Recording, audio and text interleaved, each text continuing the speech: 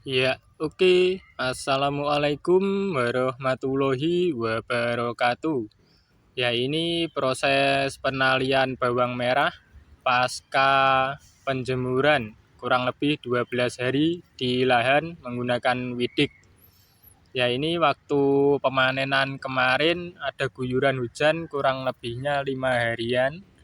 Makanya itu banyak tanah yang menempel pada umbi bawang merah, khususnya pada akarnya.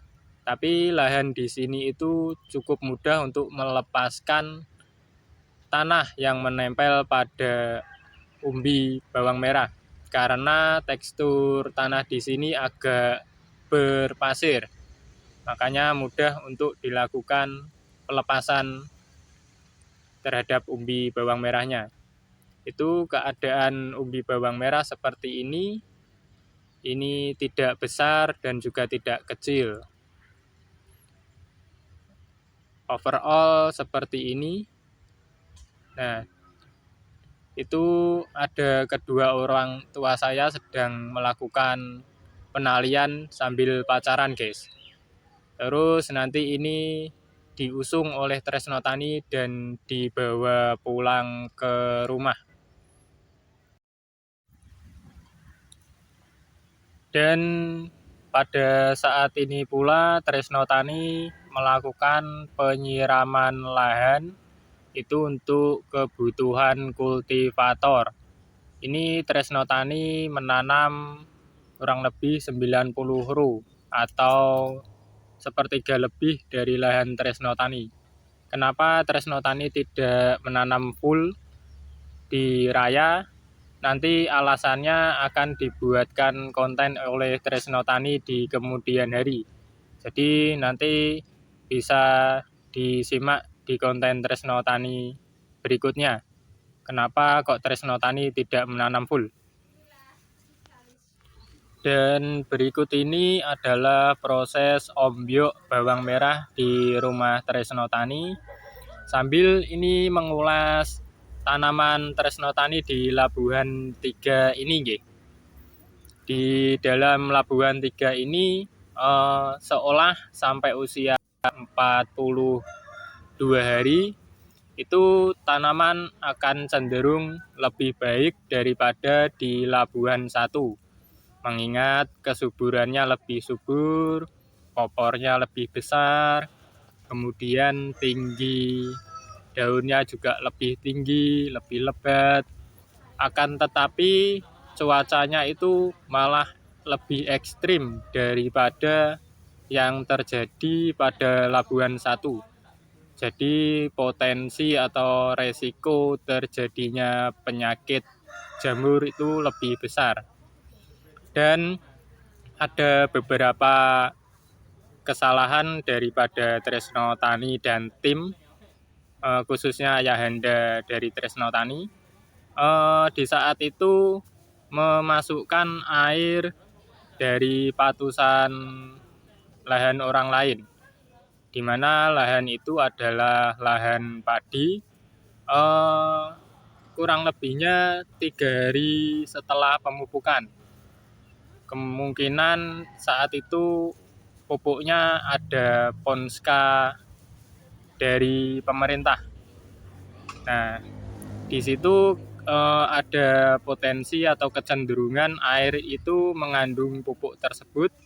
Kemudian saat itu ada cuaca atau trecean itu 4 hari tidak hujan. Jadi Tresno Tani dan tim melakukan penyiraman dengan menggunakan air yang dialirkan dari patusan tersebut. Ya mungkin namanya orang tua atau orang sepuh gitu. Itu mungkin eman atau sayang kalau air itu mengalir bebas atau terbuang. Makanya daripada tidak digunakan sama Kanjeng Romo dimasukkan ke lahan Tresno Tani. Dan mungkin itu salah satu yang menyebabkan tanaman itu agak kolab. Kemudian salah duanya ini mungkin nggih, ini soalnya dari pengalaman Tresno Tani. Jadi ini hanya kemungkinan dan sudut pandang Tresno Tani sendiri. Selama ini Tresno Tani jarang menggunakan KCL putih. Tapi untuk labuhan 3 kali ini Tresno Tani memakainya. Saat itu memang cuaca tidak hujan, jadi dimasukkan saja. Dosisnya 3 sendok waktu itu. Di mana ternyata KCL putih itu atau KCL white itu mengandung klor.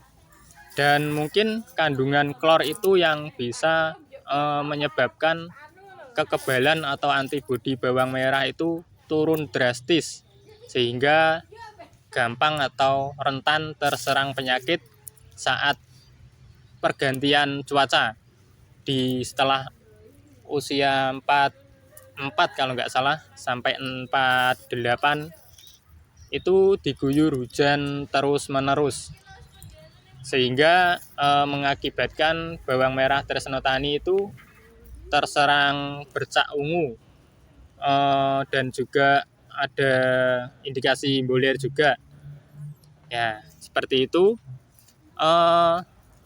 Di dalam kisah Tresno Tani di riwayatnya di 2012 kalau nggak salah, waktu itu Tresno Tani masih kuliah. Itu juga menggunakan KCL, juga sama kisahnya seperti ini. Bawang merah terkena bercak ungu atau blorok kasarannya. Terus di tahun awal COVID kalau nggak salah itu 2020, Tresno Tani juga menggunakan KCL, tetapi yang tabur dipupuk itu juga sama. Hasilnya banyak umbi yang bodong, seperti yang Tresno Tani pertunjukkan tadi. Entah kenapa di Labuhan 3 ini Tresno Tani mendadak menggunakan KCL white atau KCL putih untuk penyepraian atau memperbesar umbi dari bawang merah. Ya mungkin karena Tresno Tani menilik dari rekan-rekan di luar Nganjuk, baik di Bojonegoro maupun Tulungagung, itu tanaman aman-aman saja dan umbinya cepat membesar.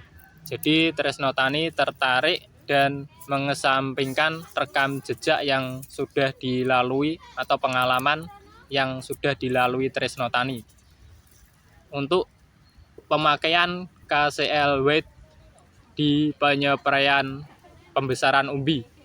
Dan ternyata hasilnya berefek. Tanaman Tresno Tani tidak cocok dimasukkan kandungan klor yang ada pada KCL. Ya mungkin ini adalah pelajaran bagi Tresno Tani ke depannya untuk sebisa mungkin menghindari KCL sebagai nutrisi bawang merah di lahan Tresno Tani. Mungkin nanti kalau di lahan lain bisa dilakukan, karena beda lahan biasanya juga beda hasil. Dan ini hasilnya umbi bawang merah Tresno Tani lumayan ada yang bodong. Nah, itu dipilah-pilah oleh Tresno Tani. Itu potolan dari penalian di lahan, gogrokannya guys. Itu diambil, dipisahkan, kemudian sama Tresno Tani disortir atau dipilah-pilah.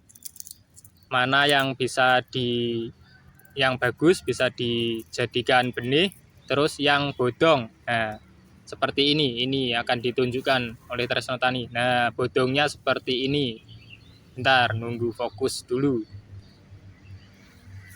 Nah, ini efek samping dari pemberian KCL menurut pengalaman Tresno Tani yang sudah-sudah. Kemudian, nah itu umbinya berair. Itu mungkin air masuk dari popor kemudian masuk ke umbi bawang merah, masuk ke dalam umbi bawang merah. Nah, itu timbul anakan baru. Nah, itu juga suatu kendala bagi petani bawang merah. Dan ini adalah umbi yang sehat, nantinya akan dijadikan benih untuk keperluan tanam sendiri oleh Tresno Tani. Dan yang ini yang bodongan tadi itu bisa masuk ke Indofutan atau masuk ke penggilingan bumbu. Mungkin di kisaran 5-8 ribu rupiah nantinya. Syukur-syukur masih dapat uang guys, tapi sebenarnya kurang puas karena kalau bisa normal semua kenapa tidak. Nah, kita perjuangkan yang maksimal atau semaksimal mungkin. Nah, ini pelajaran untuk kedepannya. Tresno Tani akan memakai nutrisi yang sudah sering diberikan oleh Tresno Tani ke bawang merah. Langsung saja sebut merek. Di tahun-tahun yang lampau pakai Jimmy Hantu, kemudian di akhir-akhir ini pakai Java Kalipos, itu kalium fosfat. Ya, demikian kisah atau perjalanan Labuhan 3 yang dapat Tresno Tani sampaikan kali ini. Semoga kisah dan perjalanan ini bisa bermanfaat bagi dulur-dulur tani semuanya, sehingga tidak melakukan kesalahan yang sudah Tresno Tani lakukan di Labuhan 3 kali ini. Dan semoga tanaman dulur-dulur tani bawang merah semua diberi kelancaran, dijaga keselamatannya sampai panen, kemudian diridhoi menjadi tanaman yang bagus, ketemu harga bagus, sehingga mampu mensejahterakan dan memakmurkan keluarga dulur-dulur tani semuanya. Oke, demikian yang dapat Tresno Tani sampaikan.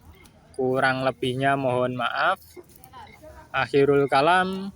Wassalamualaikum warahmatullahi wabarakatuh.